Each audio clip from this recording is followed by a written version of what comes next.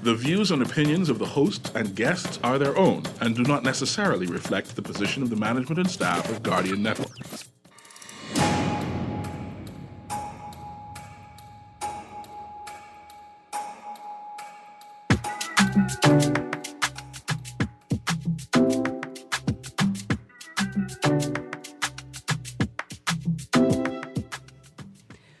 Good morning, Bahamas. Good yawning this morning. And welcome to 96.9 FM, Guardian Talk Radio. You're on the clock with Erin Greene, and today is Tuesday, March the 16th, 2021. On the clock, we engage organizations, institutions, social and cultural leaders, and ordinary people to better understand the impact of public policy, private sector development, and emerging social and consumer trends. On the clock, we have conversations that help us understand and navigate a rapidly changing Bahamas. Well, it's Tuesday, March 16th, 2021. Summer wants to be here. The cold breeze saying, not yet, buddy. But I don't care, because that means I don't have to turn on my AC yet, and I'm living the good life. I want to do a little housekeeping before I introduce my guest for the day, Mrs. Orinthia Komolafe from the DNA. In fact, the leader of the party. And so, to housekeeping. First, I would like to send condolences to Etwal Pinder and the Pinder family.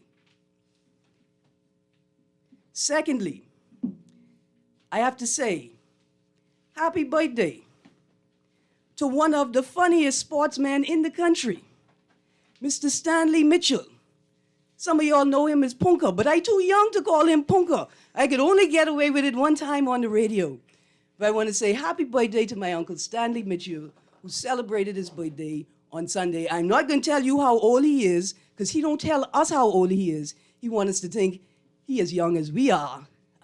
I don't want you all to play that number without me, because that's not fair. It's not fair when you don't share. Anyway, happy birthday, Uncle Stanley. There are a couple of issues from yesterday's newspaper that I just want to touch on briefly before we get into the show. The first is a story in today's Nassau Guardian on A2 in the national news section entitled Davis, PM's comments on PLP MP's unbecoming. I want to just say this quickly. That statement, PM's comments on PLP MP's unbecoming, sounds like someone who knows he and his colleagues may or are about to engage in the very same behavior very soon, and ain't really serious about condemning it. So, I have these questions that we should all ask ourselves after reading the article on page 2. Did Davis reuse the phrase garbage juice in this interview after all sensible people told him that that is not appropriate for public discourse, no matter how mild it seems? Is unbecoming a strong enough condemnation of the Prime Minister's words? And C, did the leader of the royal opposition not see the press statement released by the chairman of his own party in response to the Prime Minister's comments? Well, let me tell you something. I don't think the leader of the opposition is serious about his condemnation of this type of mudslinging and low-level exchange and discourse in public life, in politics, and in governance. Well, I tell you what, I have about 85 questions for Ms. Komolafe. So I'm not going to spend too long on my intro. Here's what I will tell you. You must read the stories on the exchange between Moultrie and Brent Simonet in the House yesterday. Read the stories in both The Guardian and The Tribune, because it left me with one brief thought. If calling on senior statesmen and women to remind their colleagues of the importance of adhering to the rule of law was the least of the issues we have with the House of Assembly and how it functions, we'd be having a good day. I'm going to leave it there. Good morning, Ms. Komolafe. Good morning, Ms. Greene. It's good to be here with you today. It's absolutely good to be here. Yes. And congratulations on your show. Thank you. Yeah. Let's make a note, because the people, I think we're on camera, and the people could already see. Yeah. I in Greene. Right. Y'all in Greene. I Greene. Your name Green. I your named eyes Greene. green. My eyes green. Your shirt green. I went to QC. Everything I put on was green. Oh, you sound like you green. Well, look here. I don't understand why I didn't wake up in a DNA uniform this morning. Because I was born to be a DNA. Absolutely. So let's get right into the discussion, and let me read my intro, right? And I want the audience to sort of get a sense of what the conversation is going to be like. This conversation today is not just about female politicians, and I want to say that female politicians is grammatically correct, and we could use that pronoun, it is a pronoun, we could use that there, or descriptor there. It's also about women navigating political spaces and the capacity and potential for women to expand and grow the political process and reshape how we govern ourselves and each other. Good morning, Ms. Komolafe. Good morning. So I guess the first question is this. In 2017, the DNA ran approximately 30% women on their slate. How many women are you running for the next general election? Well, I'm glad you put out that statistic because that is the standard, and no other political party had put out that much amount of women in one slate in one general election cycle, and so that is the standard for us, and we're hoping to be able to meet that standard again. So we're actively working toward that same goal. Mm-hmm. Does your party have an official quota? Like when you all start the process, you say, look, we aim to hit a minimum of 33%. Yes, we've been actively pursuing women to get involved in politics. In fact, we're the only political party that has embedded and enshrined within our constitution a quota that really positions women to come to the table. So we have said within our constitution, which this change was made back in February 2019 when I became the leader, that we should have, and we had to be able to balance the genders. So no more than 50% men, no more than 50% women. And so that's the goal of the party. Of course, taking into consideration the qualifications of the individuals. All right. Do you think we need quotas for women in the private sector and in the civil service, right? Like in that sector. Do you think we need quotas for women at leadership levels? I think we've been moving at a faster pace in that area than we have in politics. Having served on private boards as well as public sector boards, and I mean, just recently I served on a public sector board that was headed by a female, and that was largely populated by females, and this was a financial services board. So I think we've been moving in that direction very strongly, in this country anyway. So that's not a major issue for us compared to on the political scene. Right. And so it leads me to another question. This one is a little rough. If the DNA were my party and I was in charge making all the decisions, I would not have made you the leader. Okay. Yet. Yet. Yes. You see that point you made about the number of women performing at high levels and in leadership in the financial sector. I see you as an economic whiz. And I wondered, why wouldn't the DNA make you responsible for their economic platform, considering the importance of the economy in terms of the function of government? You mean at this point now or before I ascended to the leadership post? Well, at either point, because as soon as I met you at an event hosted by at the time, Bureau of Women's Affairs. Yes. And you came to speak to women about financial issues Right. and how to engage that space, right? Yes. So from then I said to myself, this woman, if I had a party, this woman would be in charge of my economic platform. Absolutely. Well, I am largely in charge of the economic plan for the DNA. I'm also the spokesperson for finance within the DNA. So a lot of the plans are largely driven by what I see where we need to be, where we ought to be, and what we can do to get the country back on track. Absolutely. Do you believe or think that women have more agency than they think they have, or they're led to believe they have? In politics, Yeah.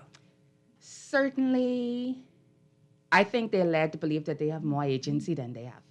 They're led to believe that they do. Yes, absolutely. Absolutely. I think so. I think a lot of women find out once they get in and they realize that there is a lot of tokenism I learned it the hard way as well, even being in public sector.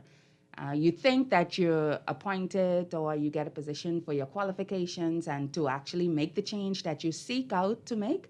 And then you realize that you're caught in a web, in a system that's very structural, that has been around for decades, that is still male-driven, and you're still not going to be able to get the accomplishments or the achievements through that you want to. You know, with us women, we don't have the opportunity to sit in the bar rooms and to do all the mingling after hours and stuff like that. It is not seen to be becoming of us. And we're not in these boys' clubs and in these fraternities and so on and so forth. So we don't have the latitude that a lot of our male counterparts have. So, it's in those settings where a lot of decisions are made and deals are brokered, and you are able to get your whatever it is that you want. I've seen, even serving as the managing director of the Bahamas Development Bank, for example, I've seen the male managing directors who've been able to get more out of, compared to what I've been able to get, right? So I think for the most part, when it comes to public sector and public service, women are led to believe that they have more agency than what they have. Right. So I got two questions I'm thinking about here. Let's go with the first one.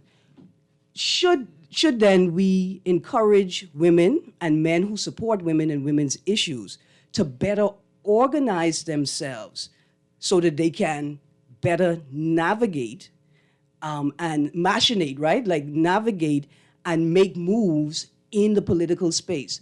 Will that shift the political culture that tends to keep women out of the decision-making spaces, even if they are in positions of power?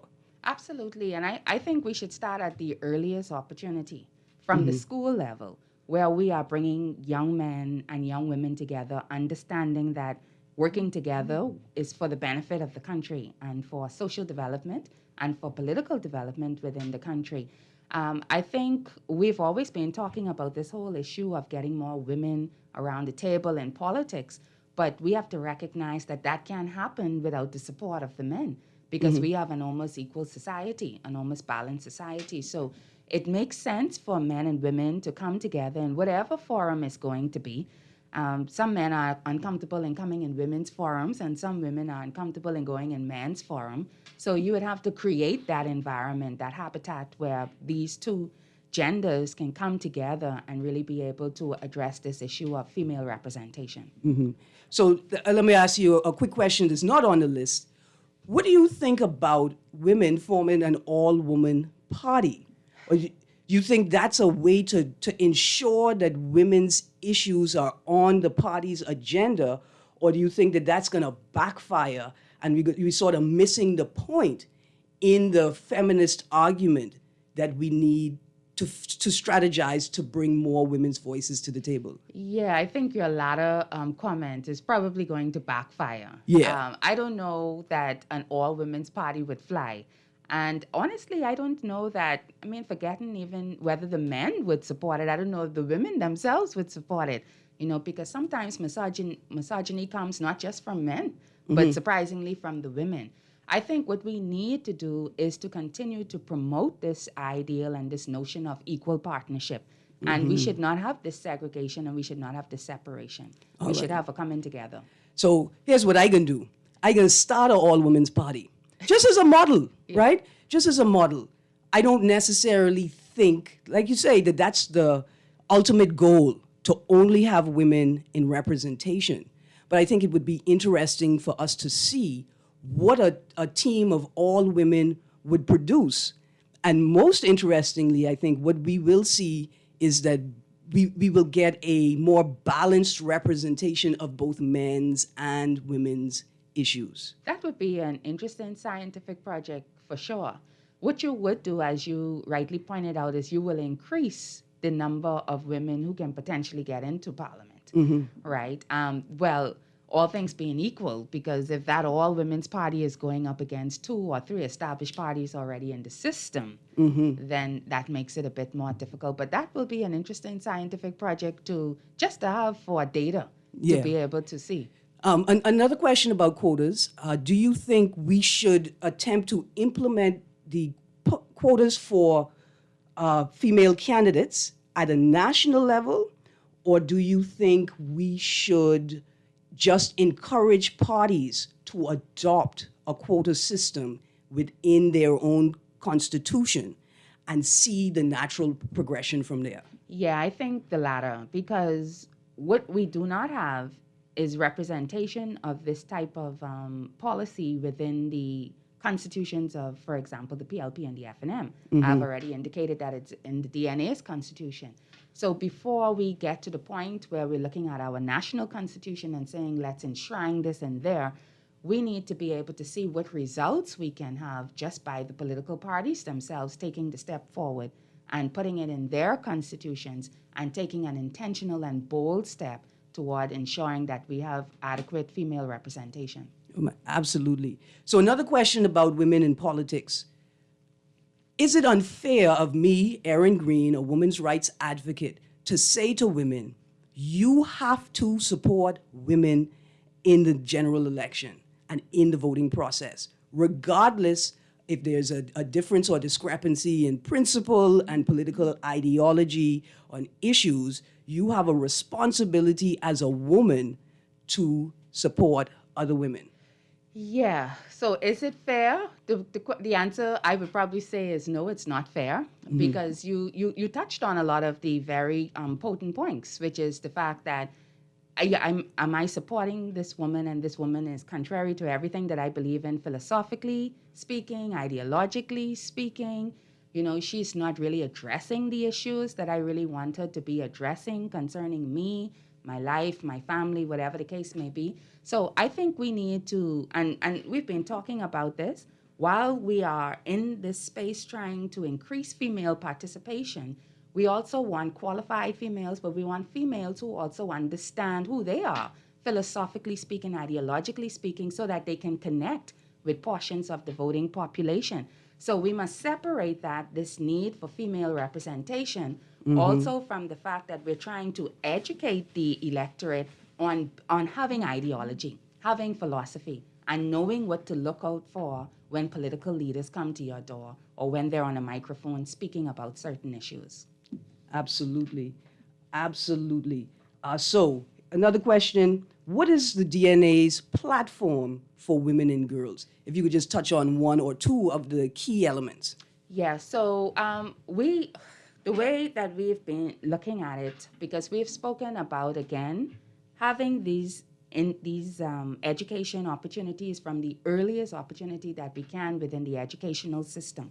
And so even within our educational system, you would see that we have a complete revamp of the system that focuses on academics, arts, athletics, agriculture, but there's a portion in there really too that speaks to character and character development. And that's an opening and an opportunity for us to be able to have where we have female mentors as well as male mentors, but speaking specifically to the women and girls, to come in and to really encourage the young women based upon the different professions and vocations that they have engaged in, to encourage more of these young girls to be able to aspire to higher. And we're not just talking about politics, we're also talking about religion, we're talking about STEM areas as well, science, technology, engineering, and math, those professions and vocations that are largely dominated by men, right? So we want to expose more of them to that. And of course, we as an organization partner with a lot of female groupings like the Zonta clubs and whatever initiatives they have,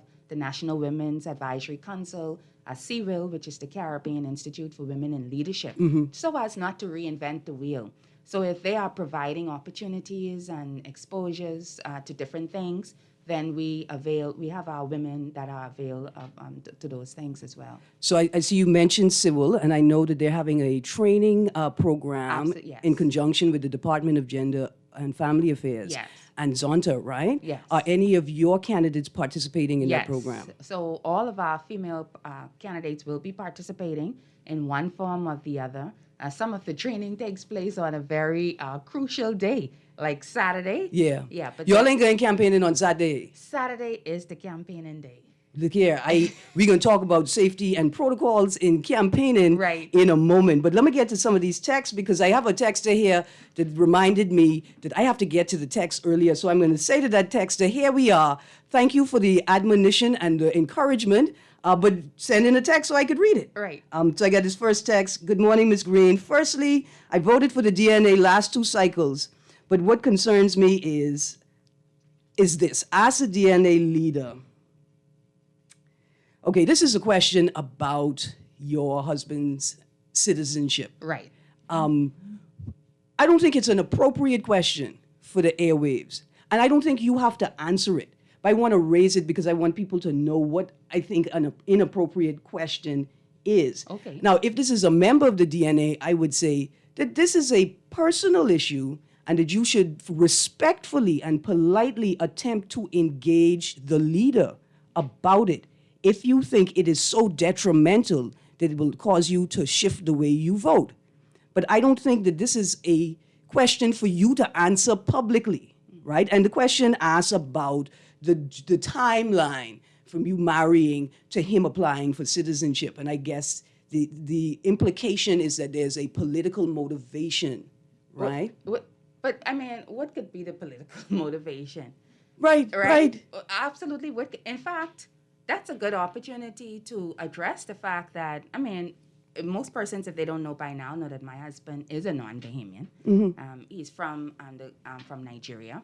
And as the laws go inside this country, when we were married back in 2005, at that point, what was available was something called a spousal permit, which is what you would do if you are a female married to a non-Bahamian. That male would apply for a spousal permit, or you would apply for a spousal permit. And that, at the time, lasted for a maximum of 5 years. Now, on the last Christie administration, I believe the then Minister of Foreign Affairs, Fred Mitchell, they had expanded the time. Okay. So I don't think there is a time limit on it anymore. Okay. But at the time when I got married, it was 5 years. The next step from there is that you move on to apply for a permanent residency, which is what he did. So if we were married in 2005 and in 2010 or 2009 thereabouts, we applied for a permanent residency and it's granted in 2009 or 2010, we are now at 2020, 2021. Basically, or typically what you, the department, and this is the path, you would have served or sat with a permanent residency for about 10 years. So we've come to the timeline. What's the political motivation? But I know people like sensationalism. Yeah. But it's a path. Right. That has been established by our laws. Right. A path to citizenship. Do you think the path frustrates Bahamians who want to stay and their partners who are willing to commit to shifting nations and cultures?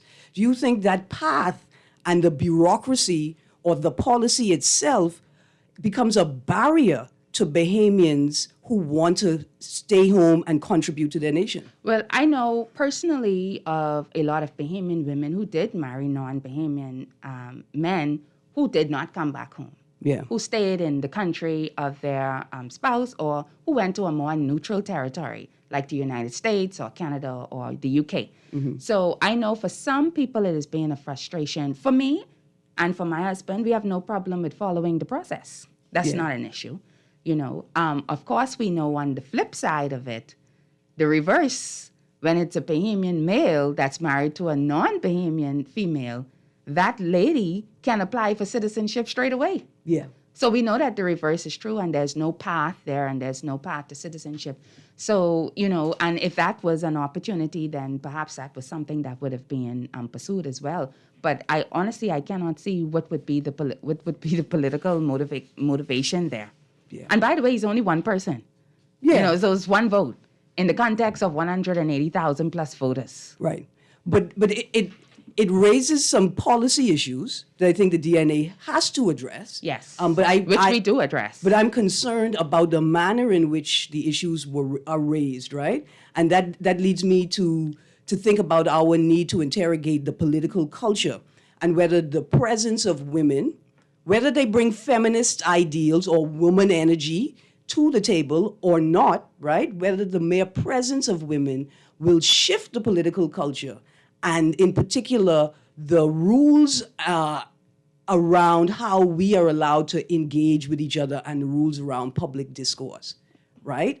Because in a number of issues I work with are hot button issues. Right. We still have to talk about them, but we also as advocates know that we have to curate a space, right? You have to, with intention and carefulness and sensitivity, create a space to have a sensible, cogent and coherent dialogue about these important issues. Yes. But I think it's time for a break. You're listening to Guardian Radio 96.9 FM. We're going to a break. We will be right back because we're on the clock with Ms. Komolafe, the leader of the DNA party, and I still got a million questions to ask her. Stay tuned. You're listening to 96.9 FM.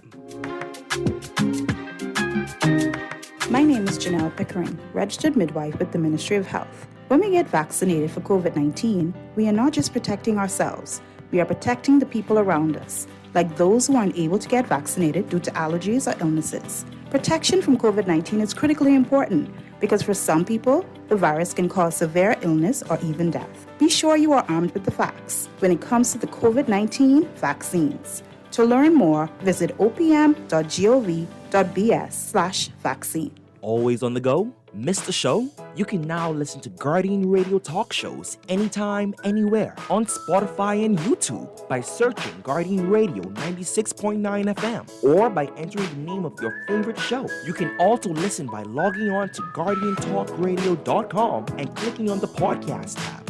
Guardian Radio, continuing to provide you with fresh news and smart talk anywhere, anytime, all day.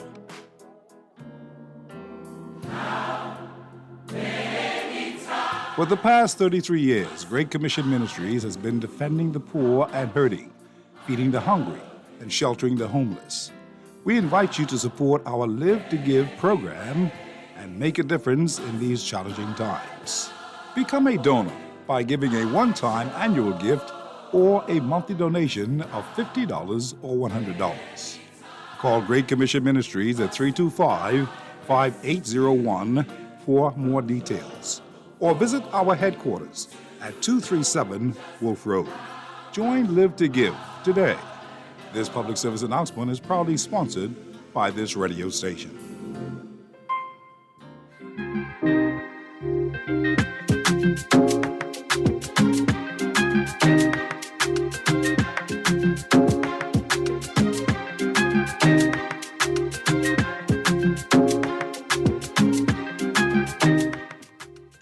Good morning, Bahamas, and welcome to back to On the Clock with Erin Greene. Today is Tuesday, March 16th, 2021, and you're tuned into Guardian Radio 96.9 FM. We're streaming live audio and video on GuardianTalkRadio.com.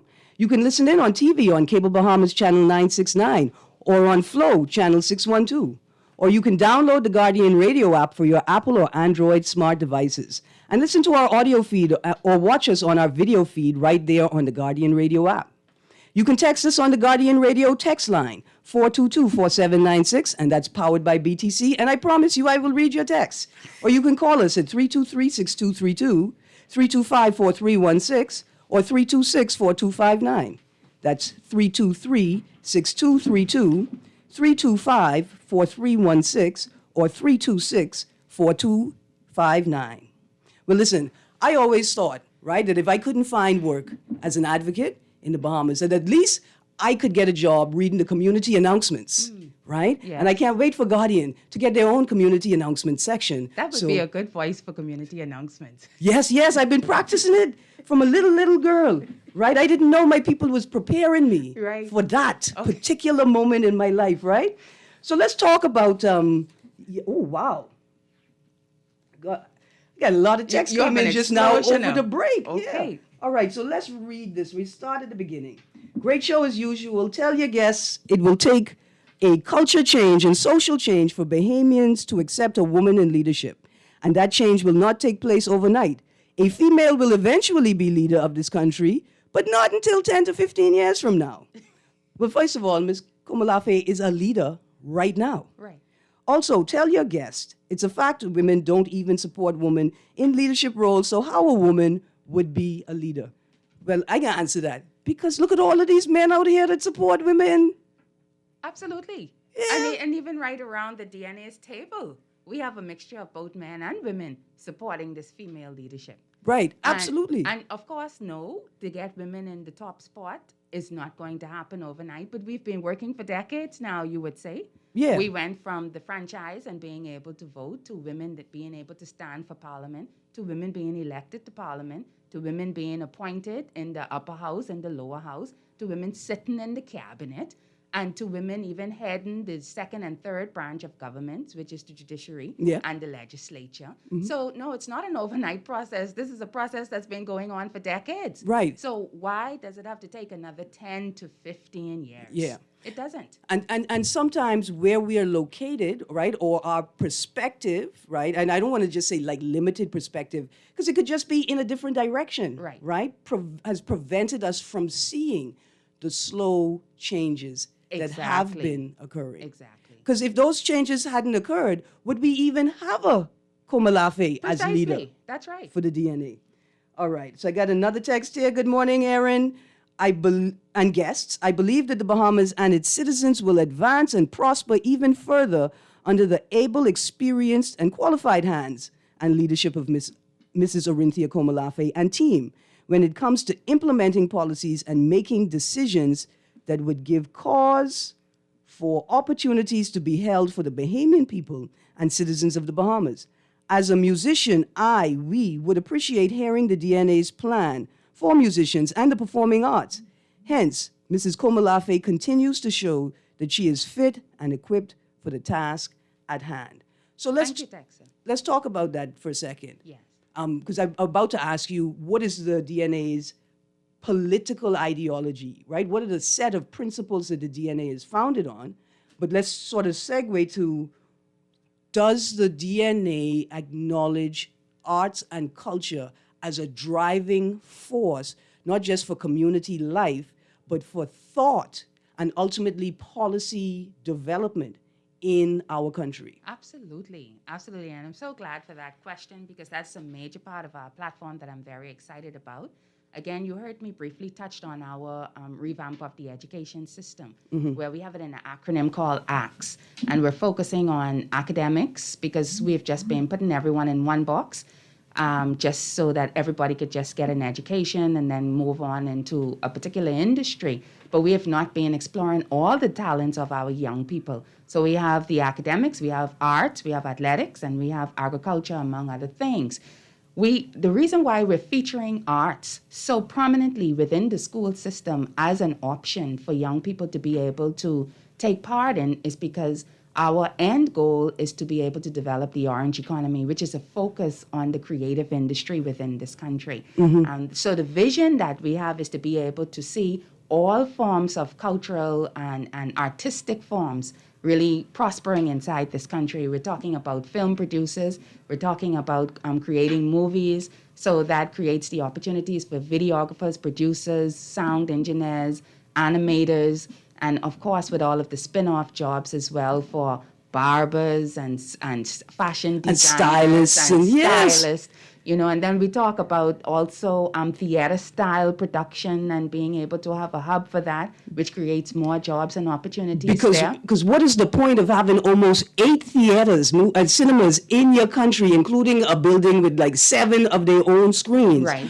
And you're not taking advantage of an opportunity to place your content easily in country. Exactly. So you must be able, we have to move from we're a service-based country. We have to move from just consumption to now production. Absolutely. And production for export so that the world is able to consume this culture that we have. Even if we just export into the tourists and come and visit. Exactly. But I mean, the vision we have is to go even beyond that. Netflix style, you can be sitting in somewhere in India, somewhere in Australia, and you're consuming Bahamian content in film, in music, in play, whatever the case may be. And so the development that we want to see of that is really, that's going to be a cultural explosion, but that's also an economic revolution for us because it also, like you rightfully pointed out, gives our tourists something more to consume than just the sun, the sand, and the sea.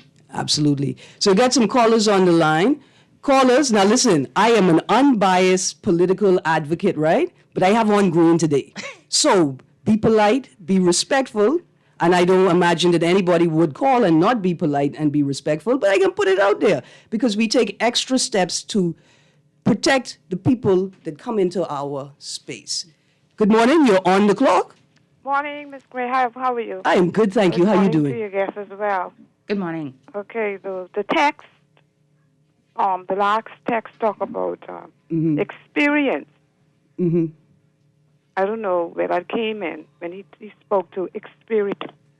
Whoever the text was. Yes, ma'am. And I heard the leader of the DNA said that she think they would have gained more attraction if they had someone in Parliament. Am I quoting you right? Ms. Komalafe? Yeah, well, we had said that the question that was asked was in terms of our messaging being able to be distributed. And I had indicated the fact that we're not covered as heavily as the government or the opposition because we do not have a seat in either House of Parliament. So that was the context in which that was raised. Because I know you said to gain attraction. No. It's not about gaining traction. It's about being able to get the media coverage like the PLP and like the FNM. But my mind went back when I heard that. Mm-hmm. The Linden Does, when they started out, they didn't care about that, you know. Oh, well, Yeah, and I agree. They just I mean, wanted it's their message. Yes. What I mean is whether it was, well, you know, back then the press against the political party. Right. So Linden Does didn't care about that. Yeah, I'm glad you raised that because really that was just an answer to a question, but that has not stunted us from doing what we have to do. We have taken advantage of the social media platforms. And of course, we still have feet, so we go underground and we knock on doors and we get our message out in that way. And in other forms, we're still able to take advantage of the media. I'm sitting here on a talk show now, so this is a part of us getting the message out. So we have not been retarded by that or stunted by it. We're just pointing out an actual fact. But I noticed the two main parties are accused of campaigning in groups. in large groups. Yeah, in large groups, whether it's large, medium, or small, in groups, more than one person. But I saw the DNA in Pinewood. Yes, we've been all over the But place, exactly. right? But the two main parties are just accused of campaigning.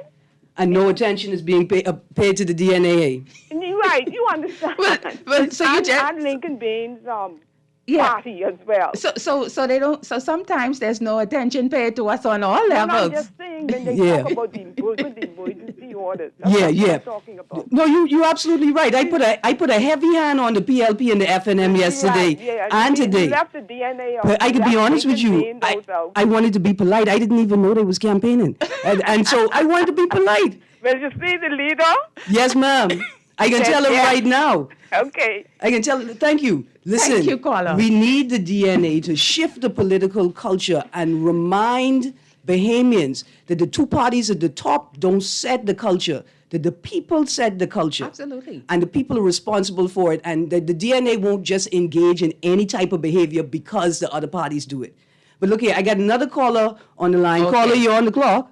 Good morning. How are you? I'm good, thank you. How are you? I am on. The Valley Boys are on the clock. Awesome, awesome. Don't let my mother hear you, though, because she's a Saxon. Oh, Jesus. Oh, Lord. There's Yeah. problems. Yes, sir. The Prime Minister in waiting, Mrs. Mama Irentia Komalafe. Yes, sir. Mm-hmm. She needs no help. She needs no help. And from day one, the GNN was on her side, and we will be on her side this time. Thank we don't you, need to hear GNN. nothing from the rest of them other parties. So I called only this morning to endorse Mama Irentia Komalafe, the next Prime Minister of the Commonwealth of Bahamas. Thank you. Absolutely. And I'm going to endorse y'all making a party song for Ms. Komalafe, right? I think we got a little feedback there, producer. And I'm going to endorse. Thank you. Which genre you want? Junkanoo, what you mean? Or rake and scrape. Rake and scrape. Because wouldn't it be beautiful if we had this blend of Junkanoo and rake and scrape? Well, right? that's the intention of our Orange Economy plans too, Yeah. and to make those music forms widely known globally and recognized as genres. Absolutely. And I will endorse it because the DNA have released already a number of plans and programs that they intend to implement if they take the government. But y'all other set out there talking about you making party song and election song. And we ain't heard enough from you yet about the things you need to be talking about, since you do garner the attention of the media and you do sit in the House of Assembly, and the political culture that you have created excludes all other parties from national political discourse at a substantive level. Focus on the work that y'all say y'all doing. Let the DNA, because they are doing the work, come up with one party song. Anyway, let me get to this next caller. Okay. Caller, you're on the clock. Good morning, Miss Greene, and to your listeners all over the world, and good morning to Mama. Good Madam, morning. Madam Leader. Yes, sir. All right. Miss Greene. Yes. I have two questions for you to ask, Madam Leader, right? Okay. You could maybe write it down quickly. I would know, like, all of them, like, different persons who live in parties and stuff like that from the DNA they form, right? Mm-hmm. And Wells, Rawlins, all kind of people leave the party. I wonder how difficult it is, it being for... She only can speak for her. She's the second leader of this party. It being to attract them, or how difficult it is to get them, even one or two still there in Parliament right now, independent Senate member, one from Freeport. How difficult it is, and how far away we is from, like, a woman prime minister in the Bahamas. Being realistic now, real life rate, sheer life rate to be, and this coming up, right? But to be realistic, how far? Because that show how mature we is, and if we ready for that right now. Then, Mama Leader, how you doing, Mom? I'm fine, sir. How are you? Okay, Happy New Year and all of that, Mom. Same to you, thanks. Yes, ma'am. Tell me something. What's the policy for the DNA? Because I know it being around before you became the leader. When it comes down to, like, immigration, the children that were born here and stuff, the illegal immigrants having, like, babies and stuff, does the party feel like from you born here you have some kind of rights, or you agree with the government that when you reach 18 you could apply? Do you agree with what we've been doing? And what about, like, that thing, like, with the same-sex marriage and persons who might be of a certain lifestyle having special rights, like when it comes down to living with their dignity, maybe getting married or adopting children? I'll hang up and listen. Keep up the good work. Thank you. All right, listen, thank you. I get all them questions here already. Right? What's the ideology of the That's your DNA? co-host. Yes, and thank you for those questions, right? And that is the way that, like, you support your party. Yes. Right? You are also thinking about things you think your party should be thinking about, not just Exactly. bashing them for not raising the issue. I don't know if you want to speak to them yet, or if I could get to another caller. It's up to you. All right, well, respond. Okay, so the first one where he speaks about it's been a challenge getting Yeah. persons to come on board, and I'm not the only person having to deal with that. I think Mr. McCartney had to deal with it as well. Yeah. So, because we've been having ongoing discussions for a couple of years now. So that's been a challenge, and Yeah. getting people to be serious and to commit and see the urgency of now. And it suggests that they didn't leave the party because of a disagreement with the political culture, just maybe where they were located in the Right. political culture and the treatment by their party. Right, exactly. That's true. That's Yeah. another valid point. So that's been an issue. On the issue of immigration, the DNA is already on record of saying that we do not support citizenship by birth, but we do have a path to citizenship, just as I already outlined the path earlier. Okay. Right? So we do have a path for citizenship for persons who would have been born here to non-Bahamian parents, and it's not an overnight process. It's Yeah. going to be a process. Absolutely. Right? So we have spoken to that as well. But of course, we also know that there are legacy issues that need to be addressed. And so we're very keen to address those legacy issues that are existing All right. in the system. When it comes to, he was talking about same-sex marriage and everything. And I would say human rights and protection of vulnerable communities and Right. the right to a life of dignity. Yes. So with human rights, we've always, and that's actually enshrined inside our Constitution to really support the human rights. You mentioned something earlier when you talked about something coming from the people rather from the people. Yeah. And the question is, if you deal with an issue like same-sex marriage, for example, Yeah. is it a large enough amount of people demanding that we have this particular policy?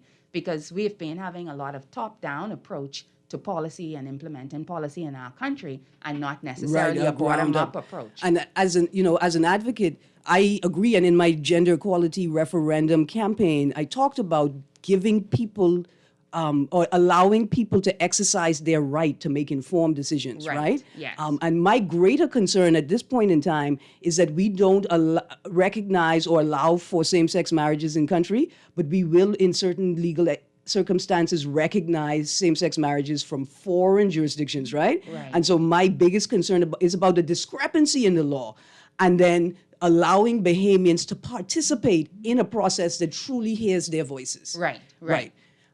So let's get to the next. Oh, Okay. you want to go on?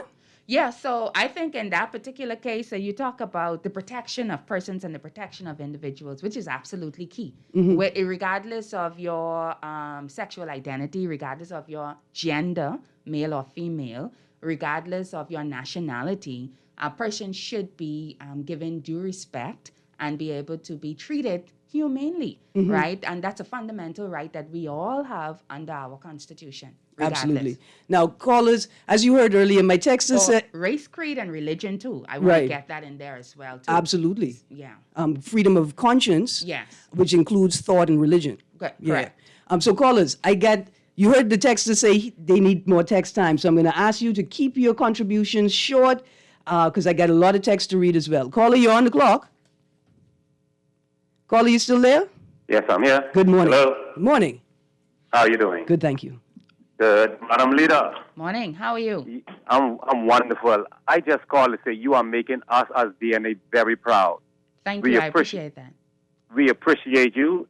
And only thing I would like to see is that the two other gentlemen from two other parties consent to have a debate with you.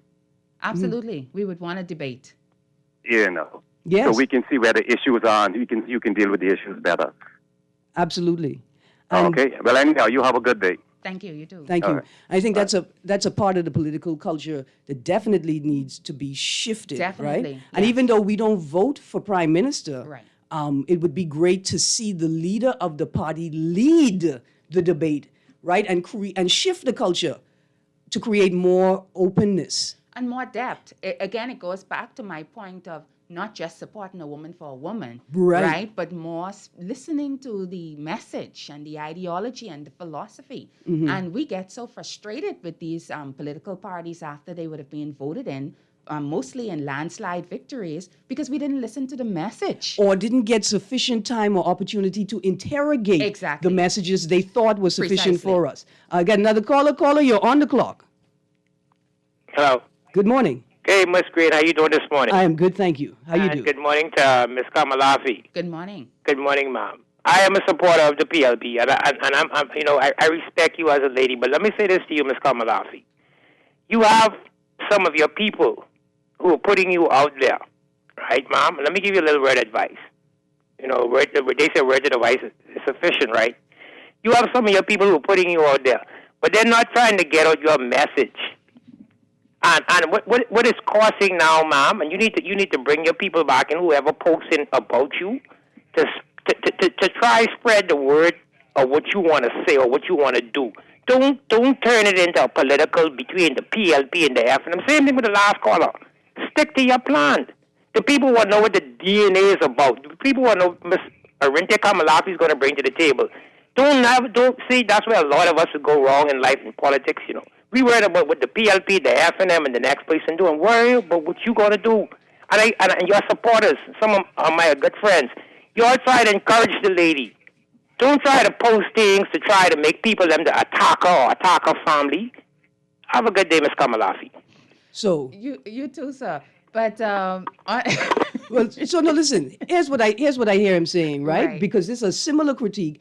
I just didn't know if I was going to bring it to this conversation, Okay. right? I've seen one of the DNA's campaign strategies, right, is to compare the PLP and the FNM to each other, right. right? Yes. And while that is effective for a portion of the campaign, I think that the party needs to shift focus in inundating us with your policies for governance, right? Yes. If you take care of the governance, Yes. the politics will take care of itself. Absolutely, but I'll Yeah. tell you this: we like to employ or deploy the Nehemiah strategy, which Okay. is you have your weapons in one hand to fight the battle, Which is pamphlets and texts and plenty of information. Yes. yes, oh. Yeah. right, and then you have your working tools in the other hand, right? So we are constantly out there, whether it's on talk shows or putting on virtual alliance meetings and having presentations on our platform. We are constantly out there pushing our issues. But these attacks that comes on the DNA, or sometimes it's not generated by the DNA. Yeah. It's generated by the other side. Yeah. We would rather not get into the dogfight. We would rather not hit the PLP and the FNM. Yes, and so let me make this point here, dear sir, and regular caller from the PLP. Don't stop calling because I say this, right? That is good advice. Like, I endorse it, right, in Right. parts. But also, say the same thing, Say the same to, thing your to your party, party. particularly your chairman, right? Right, Who precisely. should be teaching politics within the party at this point. Right.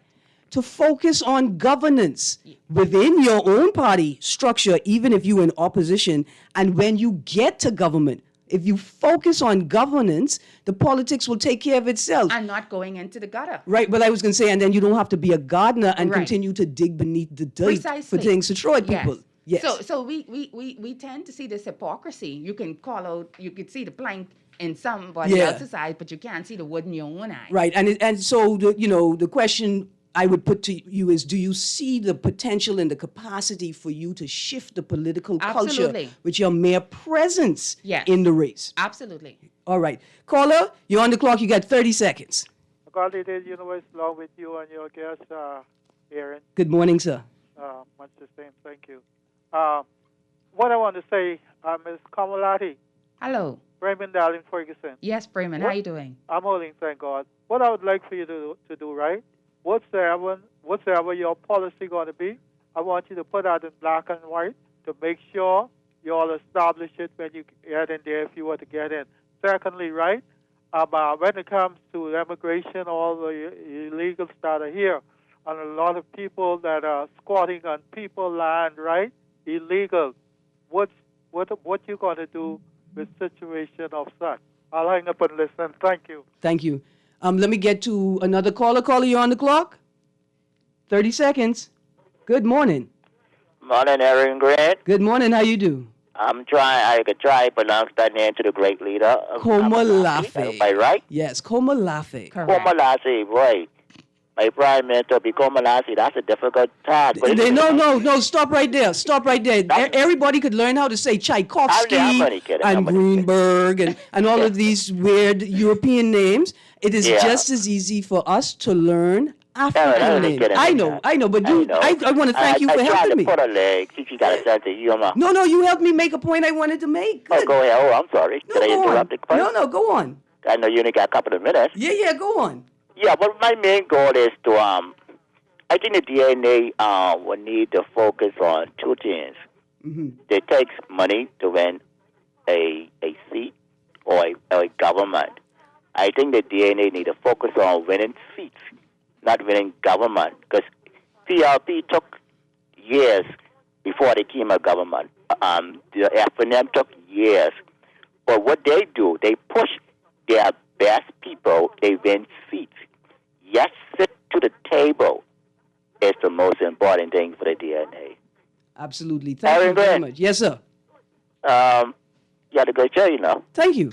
Thank you. Have a good day. It's these green people in here. It ain't me. It's these green people. The mother said. All right, I'm sorry, callers. I got to get to the text. Remember, somebody spent a whole 6 minutes to tell me off. So my favorite texter, I don't know if you my favorite today, Greene. DNA will never win, never. FNM, 2 straight. He got to, that's his rights in his job. Absolutely. That's politics. Yeah, DNA all the way. What do you say? FNM 2 straight? He's in the strong minority. Yeah, well, minority, because that pun was hilarious. Good morning, Erin. This woman will be supporting that woman in your studio. I follow her and realize she is special. I am looking for good governance and sound like she will implement. Signed, a professional 40-plus-year-old woman. Thank you. It's a great endorsement. Good morning. I am a man, and Mrs. Komalafi impresses me to all heights. She sounds like a leader of today and tomorrow. Out with the old, in with the new. It's time to go green in 2022. I wish Mrs. Komalafe and the DNA had hit the ground running from year one of this government. I feel they waited too late to get their information out there. As a young adult, I'm tired of hoping for the PLP or the F&M to bring a change. We are ready to see change, but we need to be able to converse with and read about the plans of what we can expect now. It feels a bit late. I would really much rather see town hall meetings and, more importantly, a presence in the Jubilee Gardens area. You know, my producer, he always on the clock too. So tell us, where can people go to find the plans and policy information that you guys have already produced? Yes, very good. Thank you. And to that last texter, we've been on the ground from 2017 holding this government's feet to the fire. You can go to our website, www.mydnaparty.org. We've been putting out press statements. We put out the most press statements, I would say, and press statements of substance. Or you can go to our Facebook page, Democratic National Alliance, and we are on every social media platform. The handle is @MyDNAParty. Twitter, LinkedIn, Instagram, everything. We're there. All right. I got this text here. It's about Bahamians being God-fearing. Please stop pushing for ungodly sin on our land. I think that was a response to the question about same-sex marriage. But let me say this. Mrs. Komalafe didn't say anything that suggested that she or her party endorses same-sex marriage. Simply, they endorse the Bahamians' right to be a part of that decision-making process. But surely, ensuring that every Bahamian enjoys the right to a life free of violence and a right to a life of dignity is not against God. Exactly. And supports a nation of people who fear God and would never trouble God's creation for any reason. Anyway, Mrs. Komalafe, it has been a pleasure. We spent most of our day talking about women in politics and how women have the potential to expand the capacity of our political process. But we also talked about what the DNA is doing and intends to do. And I want to continue that conversation with you in the near future. Sure. But I had to start this conversation in Women's Month because what a time to do it. What a time to do it. Anyway, thank you, Bahamas, for joining this conversation. Thank you, texters, for keeping the conversation lively. Thank you, callers, as well. Have a great day and stay tuned for Unleashed with Lee Van Miller, coming to you at 11 a.m. Have a good day, Bahamas.